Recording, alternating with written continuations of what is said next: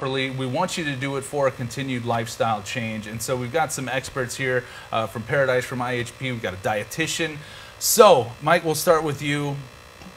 People with the resolutions, you're going to see them showing up to the gym. What are some big pointers that you would give them starting out in this new journey to a healthier lifestyle? Well, of course, you know, to get the reset button on that, the new 365 days of the new year, I always talk about SMART goal setting.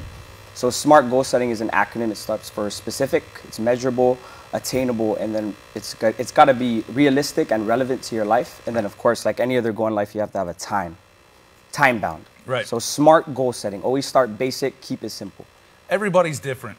Yeah. You get different body types, different fitness levels coming in. Benji, and you guys have a team over there that you can kind of assess everybody, where you are at, where you need to be, again, set those reasonable goals. So where do you like to start with your clients? Yeah, when we talk about reasonable goals, we don't want you to go in there, like we said, go in there gung-ho and you want to change your body in 8 hours. Right.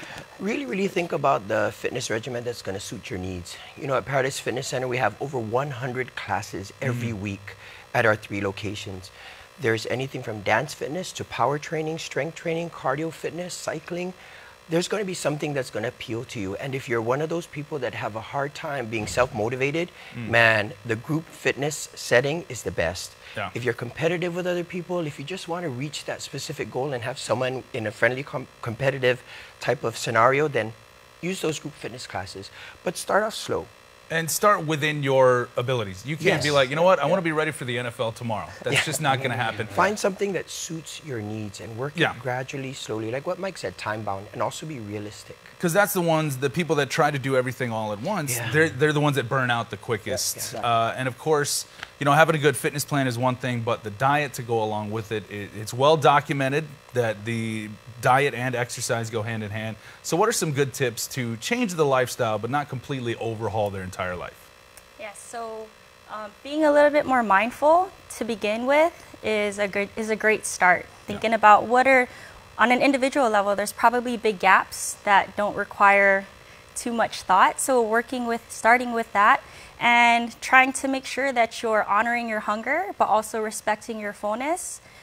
That's basically where I'd go. Respect the fullness. I need to take that advice.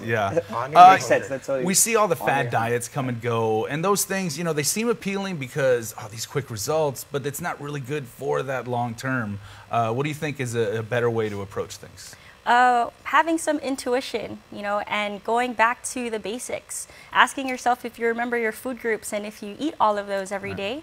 And if you can already identify that you maybe overconsume any particular type of food. Sugars or rice or something. Yeah, you know, there are no good or bad foods. Right. And as a dietitian, I fully believe all foods can fit, but there might need to be some kind of moderation and adequacy.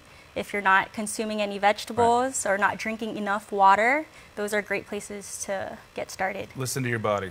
Yes. And we see a lot of people coming in who maybe have been a little inactive.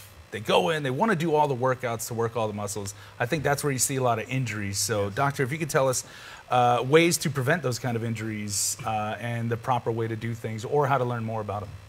So, as Mike and Benji said, starting slow, being realistic.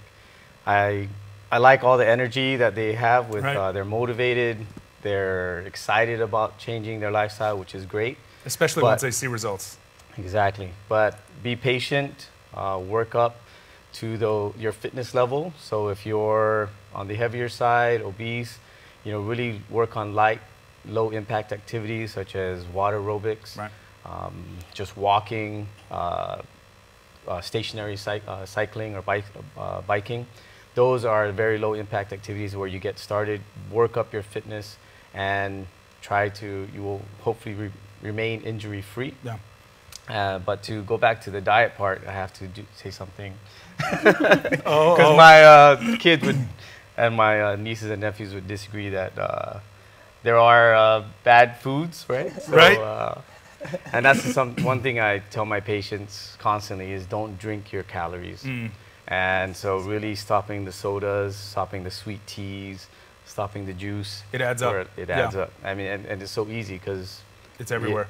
It satisfies that craving for a short time, and then you're right back into another. So But the first thing for, you know, all these resolutions, getting fit, it all starts with just walking through the door to one of the facilities, asking any of the staff over there, where do I start? You guys have plans in place to help everybody, dietary, sports medicine, training, and just finding the proper program. So don't be intimidated. You just have to make that first step to walk through the door and lead to a healthier, happier you. That's sports for the year. We'll see you guys.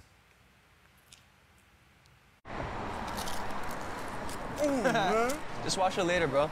Ask your mommy to do it for you since you still live at home. Yeah. I don't even know how to do my own laundry. Laundry?